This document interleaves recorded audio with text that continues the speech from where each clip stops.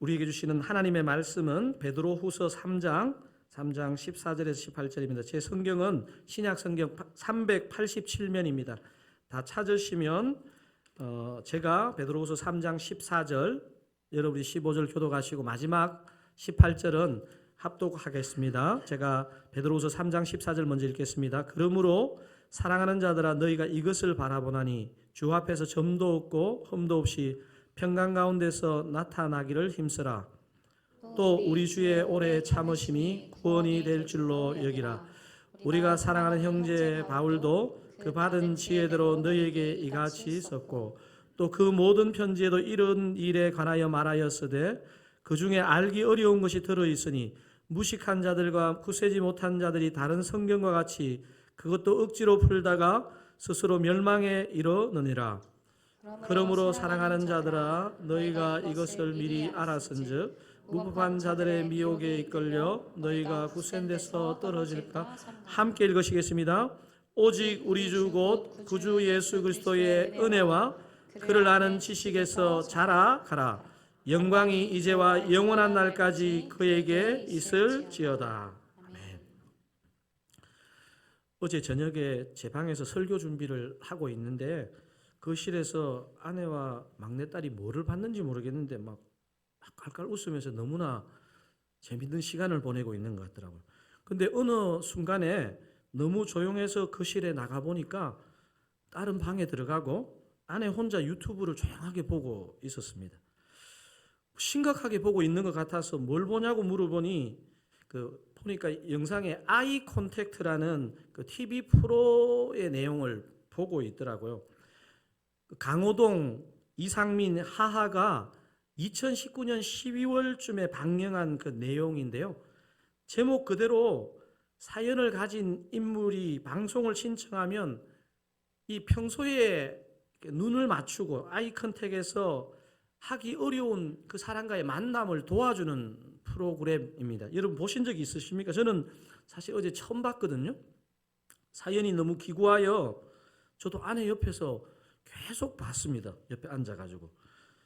유치원 다니는 두 자녀가 있고 말기암 투병을 하고 있는 30대 중반의 한 남자의 사연이었습니다. 참 안타깝게도 그 남자분의 큰 누나도 본인과 비슷한 암으로 2년 전 사망하고 암 투병을 하는 그 30대 중반인데 너무 선하게 생겼더라고요. 이 30대 중반의 남성이 본인이 진짜 이렇게 이 땅을 떠나기 전에 꼭 아이 컨택하고 싶은 한 사람이 바로 자신의 아버지였습니다. 얼마나 이렇게 이제 용기를 내는데 힘들었겠습니까? 초등학교 시절에 부모님이 이혼을 하시고 아버지와 제대로 된 이렇게 아이 컨택을 하지 못하고 대화도 제대로 못 나누고 성장했습니다. 그래서 아버지에 대한 깊은 상처가 있는 남자분이었는데 더 늦기 전에 자신이 이 땅의 생을 마감하기 전에 꼭 이 아버지와 아이 컨택을 하고 싶다는 생각을 가지고 이 방송에 요청을 했습니다.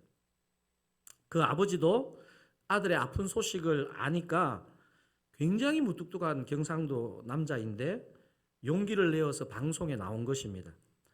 여러분 근데 생각해 보면 참 너무 사연이 짠하지만 정말 잘하면서도 눈을 한번 못 마주쳤는데 이 방송을 통해서 한다는 게 이게 얼마나 어색하겠습니까? 부모 자식 관계인데 부모님이 자녀가 어릴 때 이혼하고 평생 눈을 한 번도 못 맞추고 살았는데 나이가 들어서 방송에 나와서 눈을 맞춘다.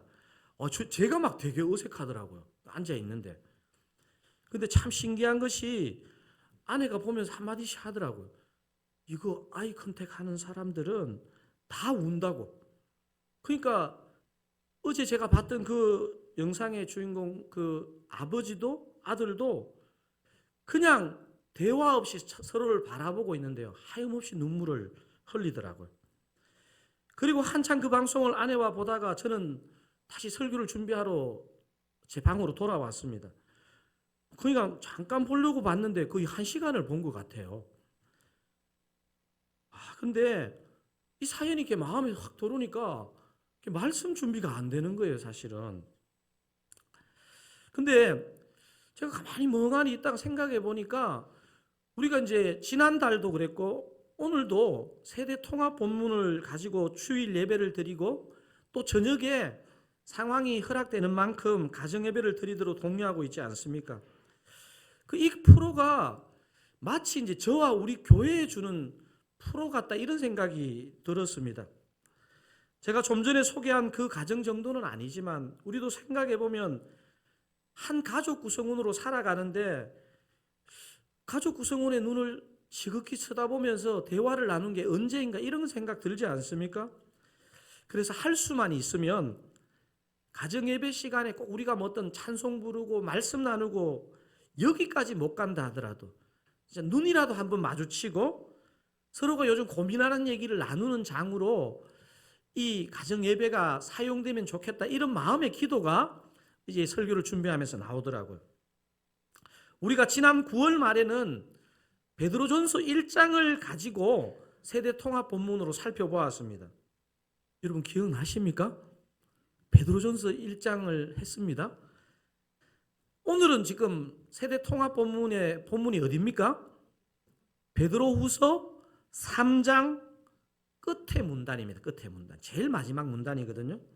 제가 성경 탐구 강사 출신이다 보니까 성경 본문으로 쑥 들어가면 좋은데 근데 도대체 베드로가 어떤 상황에서 어떤 심정으로 이것을 적었지 이게 좀 더 구체적으로 궁금한 거예요. 그래서 제가 어제 막 이런 걸 막 공부하다 보니까 설교 준비가 매우 늦어졌습니다.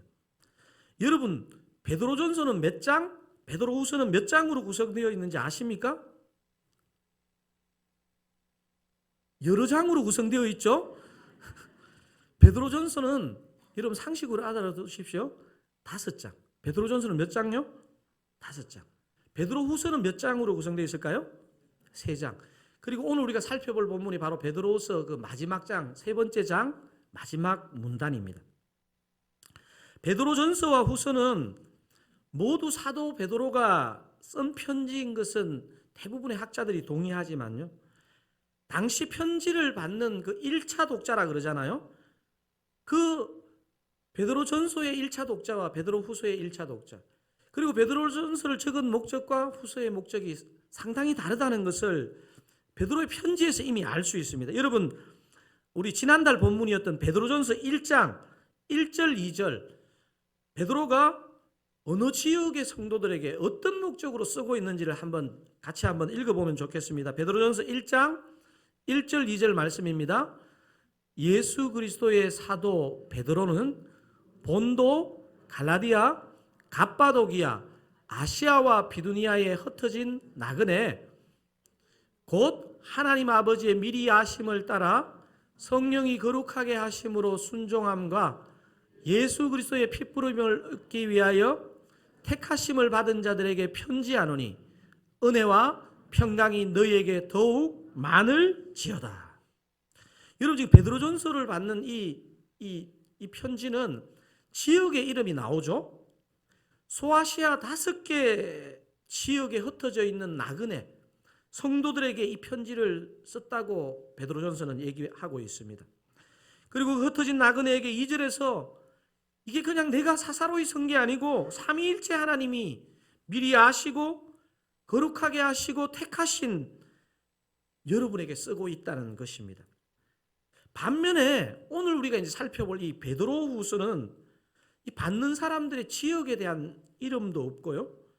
좀 더 넓은 범주의 성도들을 향해서 베드로가 쓰고 있다는 것을 알 수 있습니다. 여러분 베드로후서 1장 1절을 통해 그걸 한번 확인해 보겠습니다. 베드로후서 1장 1절입니다. 예수 그리스도의 종이며 사도인 시몬 베드로는 우리 하나님과 구주 예수 그리스도의 의를 힘입어 동일하게 보배로운 믿음을 우리와 함께 받은 자들에게 편지하노니. 지역 이름이 나옵니까? 안 나옵니다. 아마 또 강범위한 지역의 초대교회 크리스찬들에게 적은 것 같습니다. 그리고 그 특정한 지역을 밝히지 않고 지금 뭐라고 표현했냐면 우리 하나님과 구주 예수 그리스도의 의를 힘입어 뭡니까? 동일하게 보배로운 믿음을 우리와 함께 받은 자들에게 편지한다는 것입니다. 조금 더 광범위하다는 걸 느낄 수 있죠? 베드로후서의 직접적인 기록에서도 확인할 수 있는데요. 베드로후서를 쓸 때 베드로는 자신의 순교가 임박한 것을 느끼고 특정 지역이 아니라 초대교회 성도들이 정말 믿음에 굳게 서도록 권면하는 그 비장한 내용이 베드로후서에 들어 있습니다. 여러분, 베드로후서 1장에 보면요, 직접적으로 딱 표현하진 않지만 이 누구나 읽어본 사람은요, 베드로의 죽음이 임박했다, 순교가 임박한 걸 본인이 확신하고 있구나 하는 것을 느끼는 내용이 나옵니다. 그걸 한번 확인해 보겠습니다. 베드로후서 1장 12절에서 15절입니다. 제가 12절, 여러분이 13절 교독 한번 해보겠습니다. 제가 베드로후서 1장 12절 읽겠습니다. 그러므로 너희가 이것을 알고 이미 있는 진리에 서 있으나 내가 항상 너희에게 생각나게 하려 하노라. 여러분 13절 읽겠습니다.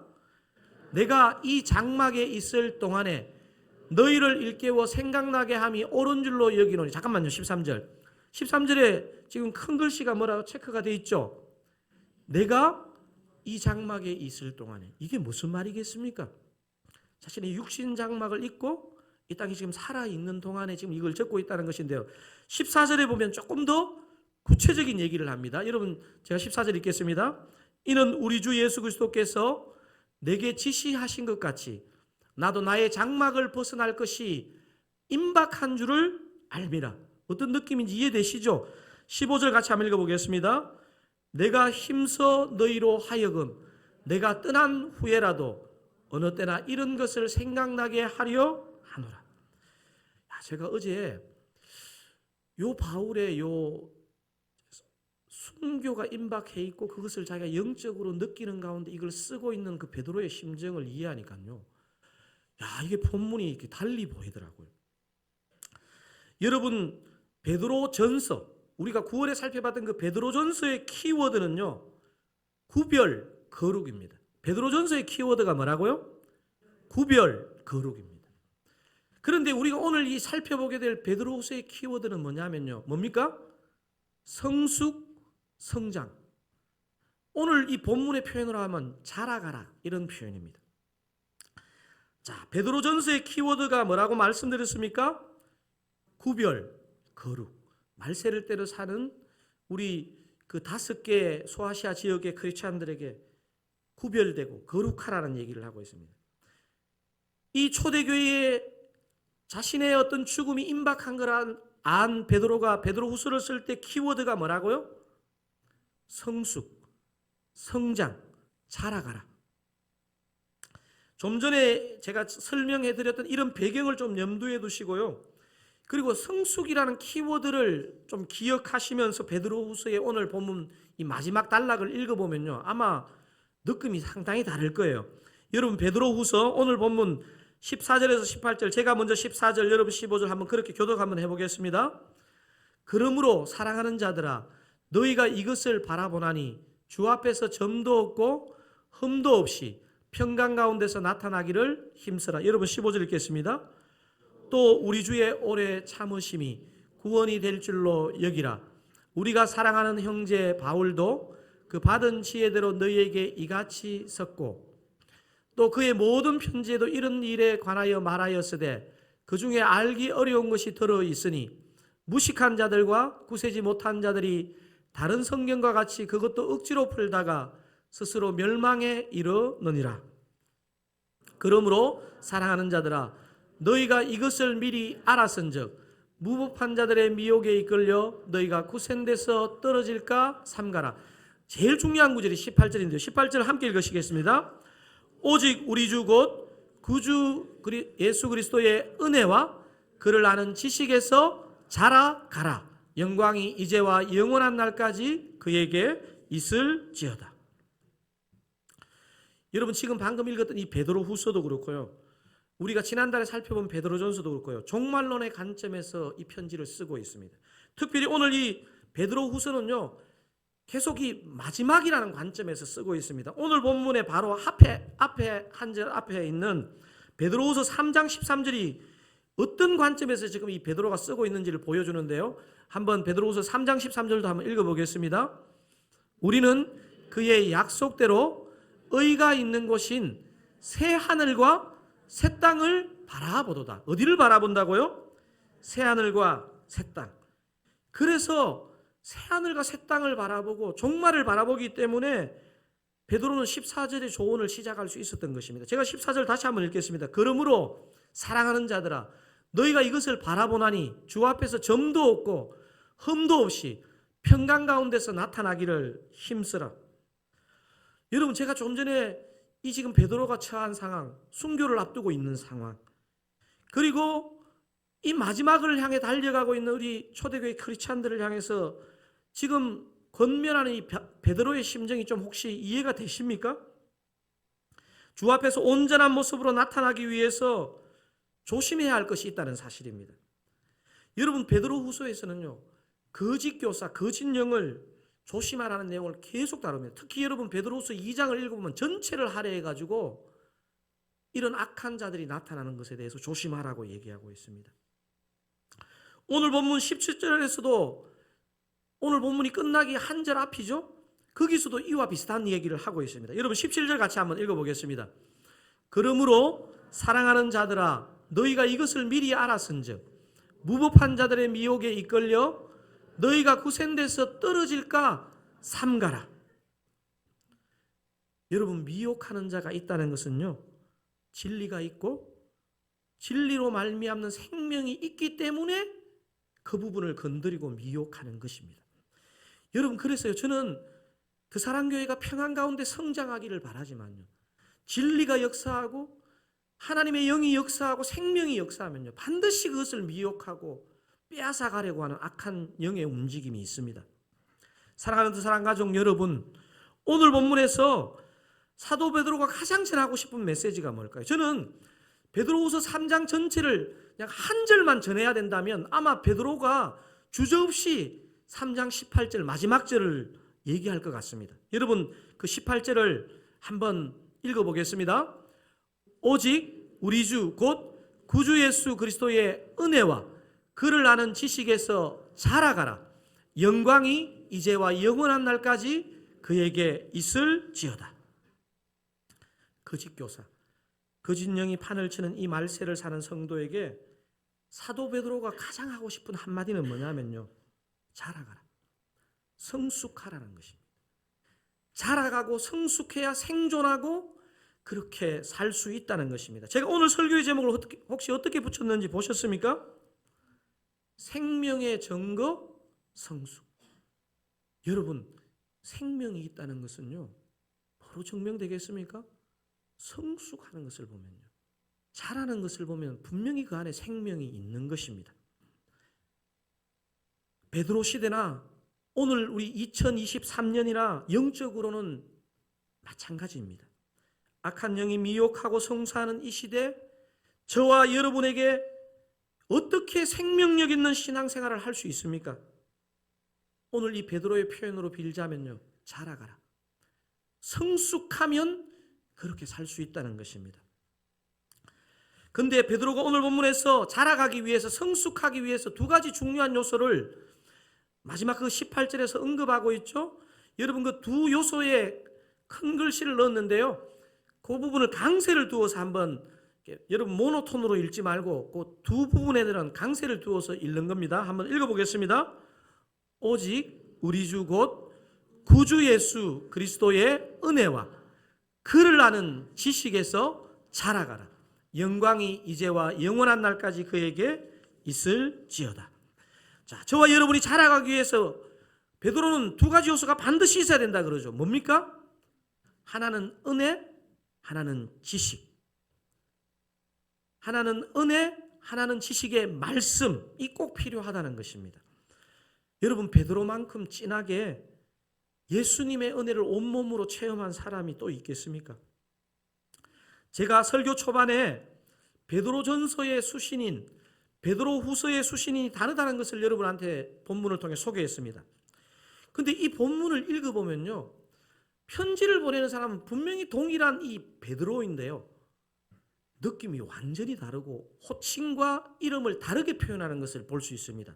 먼저 여러분, 베드로전서 1장 1절은 이 편지를 쓰는 발신인을 어떻게 기록하는지 같이 한번 읽어보겠습니다. 예수 그리스도의 사도 베드로는, 여기까지 읽겠습니다. 지금 이 편지를 베드로 전서를 보내는 사람이 누굽니까? 베드로인데 어떻게 표현하고 있습니까? 예수 그리스도의 사도 베드로. 이걸 딱 기억하십시오. 그런데 오늘 이 본문이 들어있는 베드로 후서 1장 1절에는요 편지를 쓰는 사람이 분명히 자기인데요 표현이 달라요. 한번 그 부분만 같이 한번 읽어보겠습니다. 예수 그리스도의 종이며 사도인 시몬 베드로는, 지금 누가 편지를 쓰고 있다고요? 예수 그리스도의 종이며 사도인, 그냥 베드로가 아니고 뭡니까? 시몬 베드로는, 이렇게 되어 있습니다. 시몬이 들어있습니다. 시몬이 베드로 후서를 쓰면서. 여러분, 반석이라는 의미의 그 헬라어는 베드로이고 게바라는 이름은 예수님과 그 베드로가 쓰던 그 언어인 아람어입니다. 같은 의미죠. 반석입니다. 베드로도 반석이고 게바도 반석입니다. 베드로와 그 게바는요 예수님이 베드로의 사명을 염두에 두면서 지어준 그 그러니까 이 성경의 이름입니다. 그런데 베드로의 원래 이름은 뭡니까? 시몬입니다. 시몬. 여러분, 시몬은요 구약 성경의 시몬하고 같은 의미입니다. 베드로는 베드로 후서를 쓰면서 이 편지를 쓰는 자가 베드로 전서를 쓸 때 그 베드로가 아니고 시몬 베드로라는 것입니다. 시몬 베드로. 주님 앞에 주님을 저주까지 하며 예수님을 3번 부인했던 그 시몬이라는 것입니다. 자신의 의지와 용기로는 더 이상 사명을 감당할 수 없었던 그 시몬을 찾아오신 분이 누구십니까? 우리 예수님 아니십니까? 여러분, 요한복음 21장을 읽어보시면요 예수님께서 찾아오셔서 실패로 두려워하는 베드로를 어떻게 부르십니까? 3번이나 요한의 아들 시몬아, 요한의 아들 시몬아, 요한의 아들 시몬아, 이렇게 부릅니다. 용서받을 수 없는 죄인 시몬을 찾아오셔서 요한의 아들 시몬아 불러주신 것은요 예수님의 은혜를 말합니다.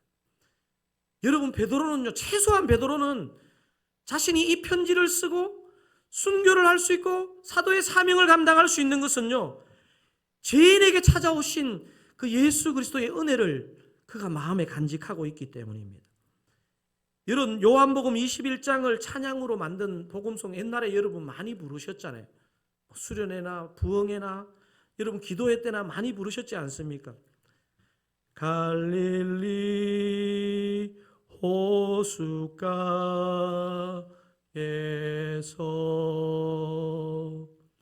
주님은 시몬에게 물으셨네. 사랑하는 시몬아, 넌 날 사랑하느냐? 오 주님, 당신만이 아십니다. 여러분, 같이 한번 불러보실까요? 반주 이렇게 맞추어가지고.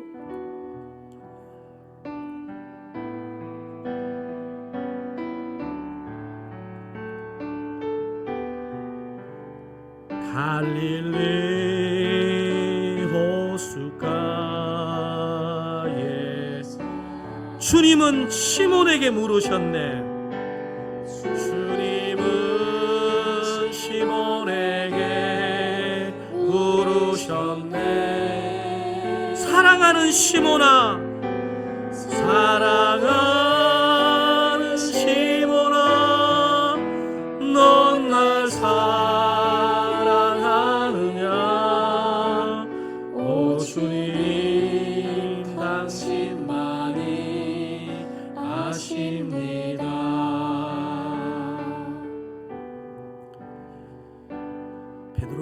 시몬 베드로가 이 땅에서 자기의 생을 이제 마치는 때를 향해 가고 있습니다.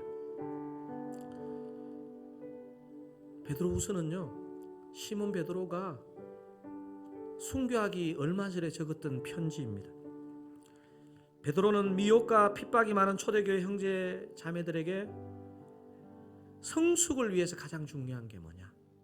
성숙이 중요하지만 내가 성숙하고 싶지만 나를 성숙하게 만드는 것은 뭐냐? 예수 그리스도의 은혜라는 것입니다. 요한의 아들 시몬을 여전히 사랑으로 부르시고 쓰시는 그 은혜를 시몬은 기억하고 있습니다. 저와 여러분의 삶도 마찬가지입니다. 말세를 사는 우리에게 성숙이 너무 중요하고 우리의 예수님이 너무 중요하겠지만 이 성숙을 가능하게 하는 것이 무엇이라는 것입니까? 예수 그리스도의 은혜입니다. 예수 그리스도의 은혜. 저와 여러분이 성숙의 길을 가기 위해서 또 무엇이 필요하다고 시몬 베드로는 고백합니까? 우리 18절 다시 한 번만 더 고백해 보겠습니다. 오직 우리 주 곧 구주 예수 그리스도의 은혜와 그를 아는 지식에서 자라가라. 뭐에서 자라가라고요? 그를 아는 지식에서. 예수 그리스도를 아는 지식, 예수 그리스도의 말씀, 생명의 말씀이 베드로와 성도를 자라가게 한다는 것입니다. 여러분 한번 생각해 보시면요, 베드로의 일생에서 가장 중요한 사건이 뭘까요? 제가 베드로를 생각하면서요, 베드로의 삶에 있어서 가장 그가 잊을 수 없는 사건 중에 하나는 뭐냐면요, 예수님을 따라서 세 제자와 함께 변화산에 올라가서 변형되신 예수님의 모습을 본 것입니다. 얼마나 황홀했습니까?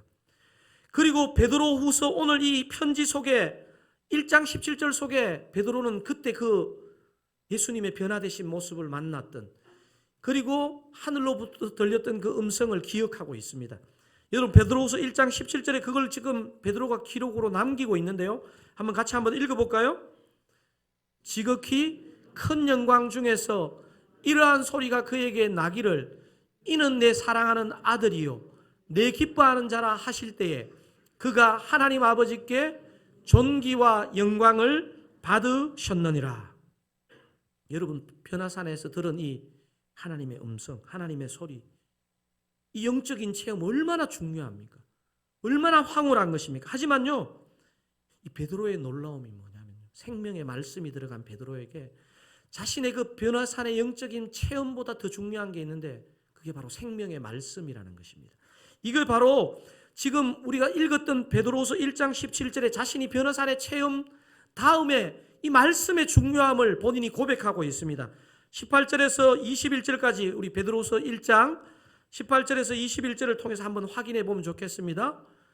이 소리는 우리가 그와 함께 거룩한 산에 있을 때에 하늘로부터 난 것을 들은 것이라. 무슨 말인지 아시겠죠? 앞에 17절에 변화산의 그 영적 체험을 얘기합니다. 근데 더 중요한 게 있다는 겁니다. 19절부터 읽겠습니다. 또 우리에게는 더 확실한 예언이 있어 어두운 데를 비추는 등불과 같으니 날이 새어 샛별이 너희 마음에 떠오르기까지 너희가 이것을 주의하는 것이 옳으니라. 먼저 알 것은 성경의 모든 예언은 사사로이 풀 것이 아니니 예언은 언제든지 사람의 뜻으로 낸 것이 아니요 오직 성령의 감동하심을 받은 사람들이 하나님께 받아 말한 것임이라. 자신의 그 변화산 체험보다 하나님의 말씀, 생명의 말씀이 중요하고 그것을 자신도 느꼈고 우리 초대교회 크리스찬들에게 그 당부를 하고 있는 것입니다. 한 군데만 더 볼까요? 베드로후서 마지막 장 3장에 보면요, 하나님의 말씀이 얼마나 중요한지를 다시 베드로는 일깨우고 있습니다. 우리 베드로후서 3장 1절 2절 말씀 한번 읽어보시겠습니다. 사랑하는 자들아, 내가 이제 이 둘째 편지를 너희에게 쓰노니, 이게 베드로후서잖아요. 이 두 편지로 너희의 진실한 마음을 일깨워 생각나게 하여 곧 거룩한 선지자들이 예언한 말씀과 주 되신 구주께서 너희의 사도들로 말미암아 명하신 것을 기억하게 하려 하노라. 여러분 이렇게 볼 수 있습니다. 베드로는 순교를 앞두고 있는데요, 내가 너희에게 꼭 하나를 말하고 싶은데 예수 그리스도의 은혜를 잊지 말고 생명의 말씀, 이것을 기억하고 붙잡으라는 것입니다. 베드로는 미혹과 핍박이 많은 말세를 사는 저와 여러분이 어떻게 하면 생명의 증거인 성숙을 나타낼 수 있다고 권면합니까? 하나는 뭡니까? 예수 그리스도의 은혜, 다른 하나는 예수 그리스도의 지식, 말씀, 생명 안에서 자라가라는 것입니다. 사랑하는 드사랑 가족 여러분, 저와 여러분이 여전히 사단마귀의 시험과 도전이 많은 한 주를 살았고 또 살게 될 것입니다. 어떻게 하면 우리가 성숙하고 승리할 수 있겠습니까? 우리 주 예수 그리스도의 은혜를 기억하고 붙잡으시기 바랍니다. 혹시 그동안 잠시 성경을 덮어두셨다면 다시 이 생명의 말씀을 펴시기를 주님의 이름으로 축원드립니다. 그 말씀 안에 승리와 성숙의 힘과 능력과 지혜가 가득 담겨 있는 줄 믿으시기 바랍니다. 제가 여러분에게 오늘 이 설교를 마치면서 제가 30여 년 전에 제가 받았던 그 기도문 하나 여러분에게 소개하고 마치겠습니다. 제가 잠깐 삼성을 다니다가 퇴사하게 되면서 얼마 안 되는 퇴직금이었지만 털어서 예전에 청계천에 중고 책방이 많았거든요. 제가 삼성 퇴사하는 그날 집으로 가지 않고 그 얼마 안 되는 퇴직금이지만 가지고 제가 몇 년 동안 지켜보고 있었던 성경 정건 주석서 몇 지를 한꺼번에 거금을 들여서 샀습니다. 그 주석서 가운데 윌리엄 바클레이라는 그 영국 주석가의 그 주석이 있었는데 영어로 된 그 주석서 서문을 집에 갖고 와가지고 딱 펴보니까 그 서문에 제가 여러분에게 오늘 소개하려고 하는 이 기도문 하나를 발견하게 되었습니다. The Prayer of Richard of Chichester라는 사람인데요. 아마 영국의 치체스터 지방에 리처드라는 사람이 했던 그 기도문인 것 같아요. 세 가지 기도가 들어있는데 그 영어로 적혀 있었는데 제가 한번 이렇게 번역해 봤습니다. 보다 더 정확히 예수 그리스도를 알게 하시고 보다 더 극진히 그 예수 그리스도를 사랑하게 하시고 보다 더 가까이 그분을 따르게 하소서, 이런 기도문이었습니다. 제가 삼성 퇴직금 털어서 산 영어 주석서 서문 가운데 발견한 엄청나게 값진 기도문인데 특별히 사랑하시는 사랑교회 성도님들 오늘 10월 마지막 주일 예배 오신 분께는 무료로 나누도록 하겠습니다. 우리 이 기도문을 2번만 읽고 오늘 설교를 마칠까 합니다. 영국의 치체스터 지방의 이 리처드라는 사람의 이 기도문, 여러분 제가 이 기도문을 왜 사랑하게 되었냐면요, 이 기도가 세 가지 기도가 들어있는데 그 기도의 중심에 예수 그리스도 그분이 들어있습니다. 그리고 자신의 지성과 감성과 의지가 자신의 전인격이 예수 그리스도를 더 정확하게 알게 해달라고, 더 극진하게 사랑하게 해달라고, 더 가까이 그분을 따르게 해달라고 하는 기도가 바로 이 기도문의 내용입니다. 여러분 한번 리처드의 기도문 제가 한번 큰 소리로 우리 한 2번 반복해서 읽고 오늘 설교를 마치면 좋겠습니다. 보다 더 정확히 예수 그리스도를 알게 하시고 보다 더 극진히 그분을 사랑하게 하시고 보다 더 가까이 그분을 따르게 하소서. 아멘. 우리 한 번만 더 우리의 기도문처럼, 저는 30여 년 이 기도문을요, 제가 혼자 기도할 때 한 번씩 더 우리 주님께 집중하는 기도를 드릴 때 이 기도를 자주 드렸습니다. 같이 한번 큰 소리로 한번 선포하는 마음으로 같이 이 기도문 읽어보겠습니다. 보다 더 정확히 예수 그리스도를 알게 하시고 보다 더 극진히 그분을 사랑하게 하시고 보다 더 가까이 그분을 따르게 하소서. 아멘. 여러분 아까 말씀 들으시다가 우리 찬양 부르시